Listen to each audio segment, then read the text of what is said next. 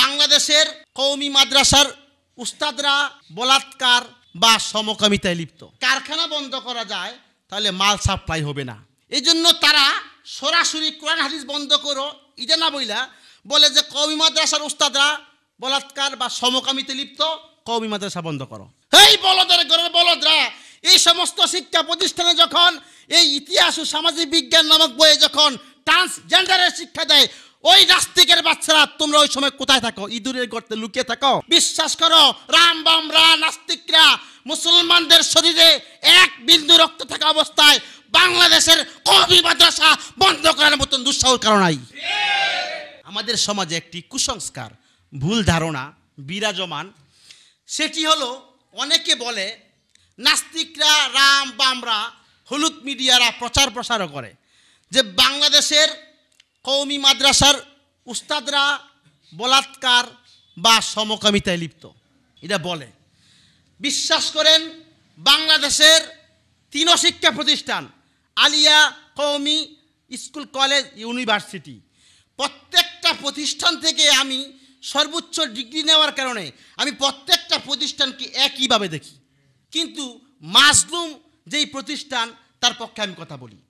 বিশ্বাস করেন ভাই, বিশ্বাস করেন, এটা রাম বামদের সুকৌশলে কৌশলগতভাবে বাংলার জমিন থেকে ইসলাম ধ্বংস করার পায়তারা, এছাড়া কিছু না।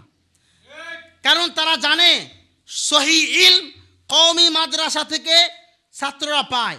আমার মতন মুফতি কওমি মাদ্রাসা জন্ম দিয়েছে। তারা দেখে কওমি থেকে যখন একজন আলেম বের হয়, দ্ব্যর্থহীন কণ্ঠে নাস্তিক রাম বামদের পাড়ায় আগুন লাগিয়ে দেয়। চিন্তা করে কিরে কিভাবে বন্ধ করা যায়, চিন্তা করে ডাইরেক্ট যদি বাংলাদেশে বলে যে কোরআন হাদিস বন্ধ করো, তাহলে তাদের অবস্থা খারাপ। এই জন্য তারা চিন্তা করলো যদি কারখানা বন্ধ করা যায় তাহলে মাল সাপ্লাই হবে না। এই জন্য তারা সরাসরি কোরআন হাদিস বন্ধ করো এটা না বইলা বলে যে কওমি মাদ্রাসার উস্তাদরা বলাৎকার বা সমকামিতে লিপ্ত, কওমি মাদ্রাসা বন্ধ করো।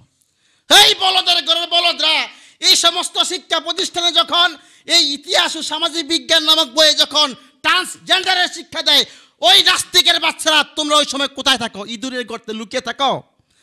আর যেই কওমি আলেমরা দ্ব্যর্থহীন কণ্ঠে প্রতিবাদ করে তাদের বিরুদ্ধে লাগো, মানে এর মানে হলো যাকে দেখতে নারী তার চলন বাঁকা।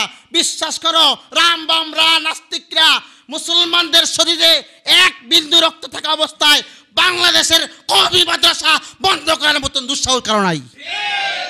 এখান থেকে আলেম সাপ্লাই হয়। কিছুদিন আগে বলদ মার্কা একটা নায়ক আছে। এই বলদ মার্কা নায়কের নাম হলো জায়েদ খান। সে বলেছিল মাদ্রাসার আর মসজিদের হুজুররা বলে বলাৎকার, নাউজুবিল্লাহ, শালাও বলছে বলাৎকারে লিপ্ত। সাথে সাথে তাকে ধরার দরকার ছিল। ধরে বলদ মার্কা নায়ক জায়েদ খানকে দৃষ্টান্তমূলক শাস্তি দেওয়ার দরকার ছিল। এমন শাস্তি দেওয়া দরকার ছিল যে শাস্তির পরে নাস্তিক রাম বামরা আর যেন কোনো সময় আঙ্গুল তুলে কথা বলার সাহস না পায়। উনি মাপ চেয়েছে, ঠেলা খাওয়ার পরে মাপ চাইছে।